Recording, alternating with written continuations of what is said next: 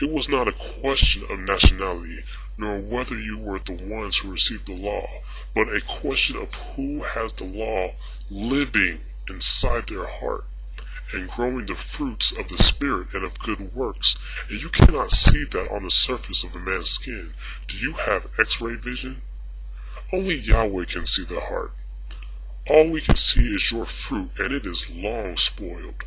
But the other thing these scriptures do is point out that they were all strangers in the land of Egypt, which means a stranger is one who lives amongst you, but is not one who is a near kin.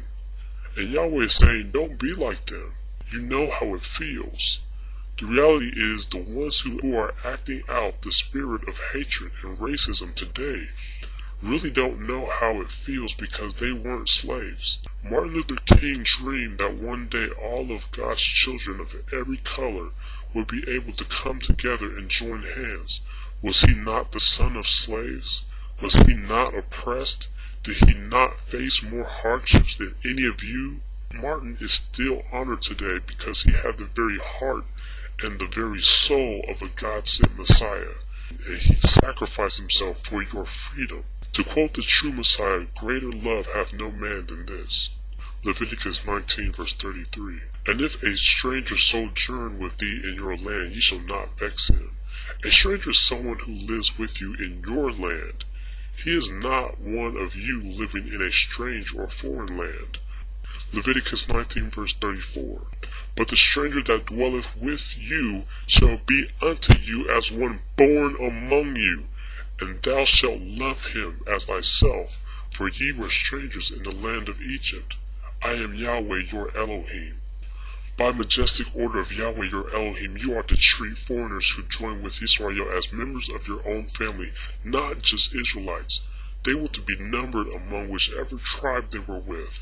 Yahweh says that the stranger that dwelleth with you shall be unto you as one born among you, and thou shalt love him as thyself. Didn't the Messiah say the second to the greatest commandment was to love thy neighbor as thyself? See, I know what you thought. You thought neighbor meant fellow Israelite because you didn't know that non-Israelites were living with us. But love thy neighbor as thyself could not mean any less than what the law already said in Leviticus 19:34, Luke 10:36. Which now among these three thinkest thou was neighbor unto him that fell among the thieves? It's funny how anything negative against someone is immediately picked up by the hate cults. They say these people were hated because they were not Israelites, without any real knowledge of the histories or relationships between these groups. They only read the English Bible as if that is all any Israelite knew. The Samaritans were actually descendants of Israel according to Sefer HaYamim through Ephraim and Manasseh. This is sometimes argued as meaning the Messiah was still only talking about Israelites. However, there is also suggestion that they were of mixed breeding, and therefore treated as second-class citizens, which would be the only logical reason they would be degraded as being dogs. The Good Samaritan, who was given this identity in the story on purpose, does not even live near the man who needed help. He just happened to run across him and treats him better than he is treated. So this is where the true understanding of neighbor comes from. Samaritans shared some basic understanding of the law, but they had their own religion. Some of you think that simply being a non-Israelite was crime enough. How many Israelite wives are you including in that number? Surely if they were hated, they would not have been married. Maybe you should share the same punishment of Miriam when she protested against Moses for taking an Ethiopian woman to wife. The truth that is hidden from your eyes by racism is that Israel became a commonwealth that included people of other nations who were literally adopted and counted as the seed, Romans 9 verse 8. Some have also been told that a stranger was someone that was forced to keep the law, but that's also nonsense. The fourth commandment clearly distinguishes strangers from menservants and maidservants. As it is written, also said that the other nations weren't given the law.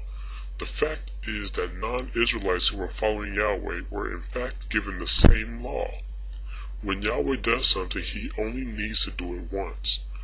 Saying that the law was only given to you because your ancestors were there is silly. Yahweh doesn't have to go around giving the law to each nation individually so they can all feel like $1,000,000. The most repetitious thing he ever did was save Israel. That was because of the extraordinarily arthritic, rheumatic inflexibility of their necks. And more than anything, that was so much grace and mercy that was willing to forgive and look beyond the faults and past sins of his people and take them back again and again. How dare we, Israelites, not be forgiving, loving, compassionate, and forgetful towards the sins of other nations? Do you think it's worse to cheat on someone you know or someone you've never met?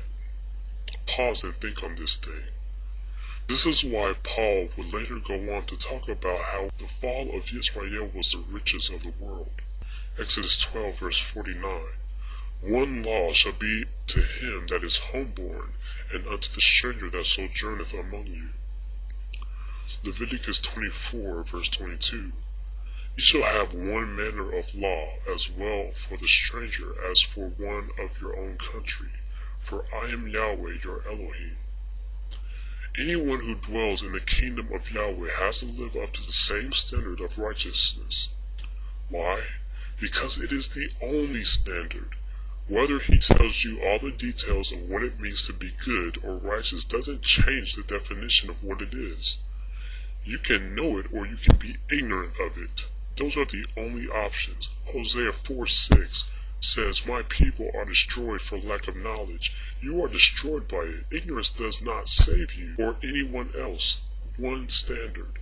Trying to exclude yourself or some other person on the basis that they or some distant ancestor of theirs wasn't there at the time is wrong.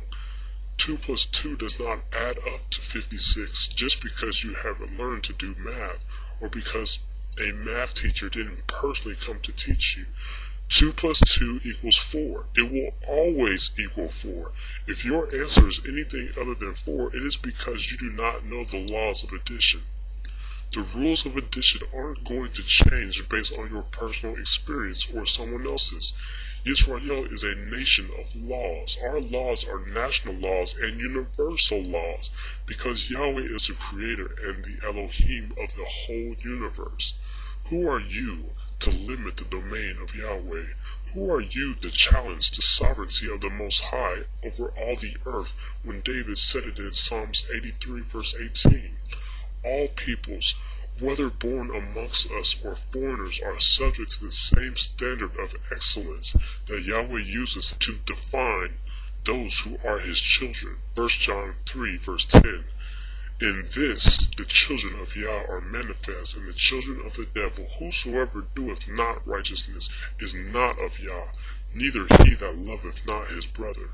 Leviticus 18 verse 26. Ye shall therefore keep my statutes and my judgments, and shall not commit any of the abominations, neither any of your own nation, nor any stranger that sojourneth among you. They are called strangers and distinguished in many places in the law to reinforce the fact that their past nationality isn't an excuse.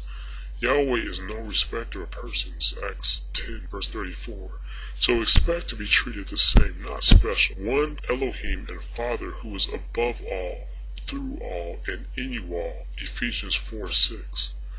So understand, the picture in your head of Israel is all wrong. There were, during the time of Solomon, 153,600 non-Israelites living in the land of Israel, according to 2 Chronicles 2 verse 17.